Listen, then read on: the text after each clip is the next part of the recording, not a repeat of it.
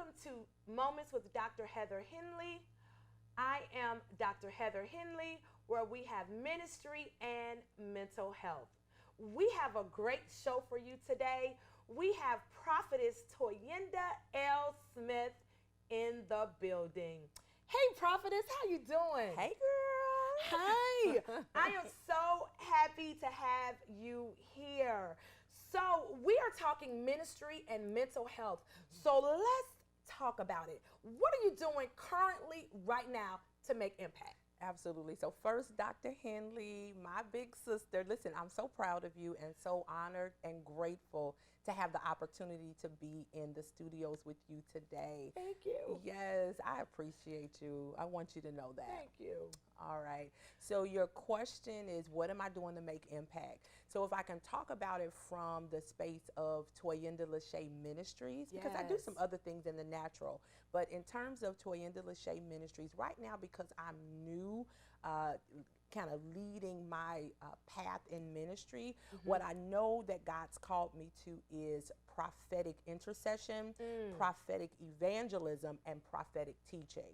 And so what I'm doing inside of that specifically is whenever my leaders ask me to minister at our church, which is the House of Refuge Church, then I go up and I ask the Lord to give me even a prophetic teaching for myself and even the people. In terms of the prophetic evangelism, I have created a concept map for evangelism. I have not activated that yet because me and God, we still working on it. I love it. But haven't activated it yet. But I want to see individuals who may not operate in a traditional sense of ministries inside the four walls, that if they don't operate in that space, that they can still operate in being assembled with the church. So I'm still working on that with the Lord, but I see that being a huge part of what I'm doing in ministry.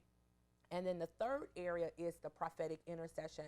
So every 2 weeks, which God is going to have us doing it probably every week, but every 2 weeks, we go live on Facebook in the Toyinda Lachey Ministries group. And I'm telling you, it has been amazing. And you know, because I've asked you to come in and listen, use your prophetic thrusting to thrust the people forward. But I was so amazed and so honored that the Lord would allow us to minister in that way. It's a non-traditional way, but it's very effective because we had people from Africa and places I could not pronounce, and the people are hurting. The people are hurting, and it pains me to see other people hurting, because when you're in pain, when there's issues, you cannot be the best version of yourself. Ooh, and I'm all about winning, right? So in my natural space, we create winning effects. And in the ministry space, it's the same thing for me. I love it. I love it. I love the fact that you have said that when individuals are hurting, that they can't be the best version of themselves. So let's talk about it. So I know you said that you're just now launching out your ministry, and I am so proud of you as a big sister. I am so proud of you. And so tell me, what were some unresolved issues or some things that you experienced that caused you to not be your best self?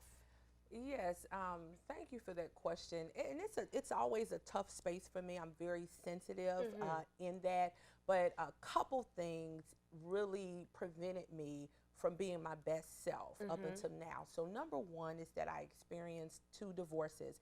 And as I was growing up, I always wanted to be accepted and married and validated, etc. Mainly because I didn't know who I was. Of course, you may have an understanding of who you are, but not a full understanding of who you are. So as I was maneuvering through those processes of quote unquote finding love and having a companion, I was always making decisions to choose the wrong person. And so God, while he delivered me through spaces of that, it's an ongoing process. But one of the things I had to ask God to deliver me from is my decisions. Deliver me from my decisions, right? Because that has to do with my will. all day, because I take my will that God gives me and I begin to make decisions off of that. Wow. So the hurt of being rejected, being abandoned, in my collegiate years, I was the big deal. Wow. You hear me? I love it. And so I took that space of being the big deal as an elite athlete at a Big Ten university, and I took that into my space of, well, listen, if I can win at this level, if I can be a national champion at this level, surely I'll be a national champion in my marriage. Wow. And it wasn't so, mainly because they weren't a part of the full picture. They were, they were a part of the plan, but not a part of the bigger purpose. Wow. And so I had to accept that part. I love it. And I love the fact that you can identify that one of those unresolved issues that caused you to not step into the purpose was the decisions. The decisions. That's good. It's huge, because your decisions determine your direction. Ooh, yes. And the direction you walk in becomes the reality. Come on, prophetess. And so my reality was that I was moving and traversing in spaces that I didn't belong. My God. And because I didn't belong there, I would get a glimpse of winning, right? Wow. But it was short-lived. And now good. I'm operating and winning in perpetuity, because I'm walking in what God said I was supposed to walk in way back then. I love it. I love it. So you said that you were seeing a glimpse, just a reflection, right, of the winning. Yeah. But it wasn't the final outcome. Come on, absolutely. Because sometimes when we see that reflection, we try to run towards it, and we don't make the proper choices when we are moving in those spaces. That is good, woman of God. I love it. So now that you have identified that you needed to make the correct decisions, Yes. what are you doing now? I heard you say you just launched Toyinda Lashe Ministries. What is that looking like for you right now that you have dealt with those just those unresolved issues? What is that looking like?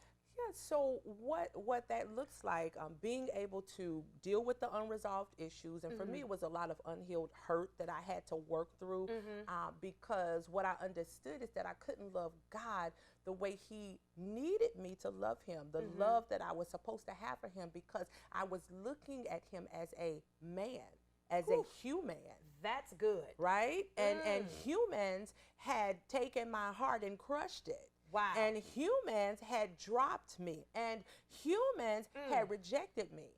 And so I couldn't love the Father the way I was supposed to. So now this looks like I'm loving on my daddy. Come on. I'm loving on my friend, the Lord, right? Yes. And so because I'm in that space with Him now, I feel confident enough to demonstrate prophetic gifts, intercession, evangel. I feel comfortable in that space because I know that I have the backing of the Lord.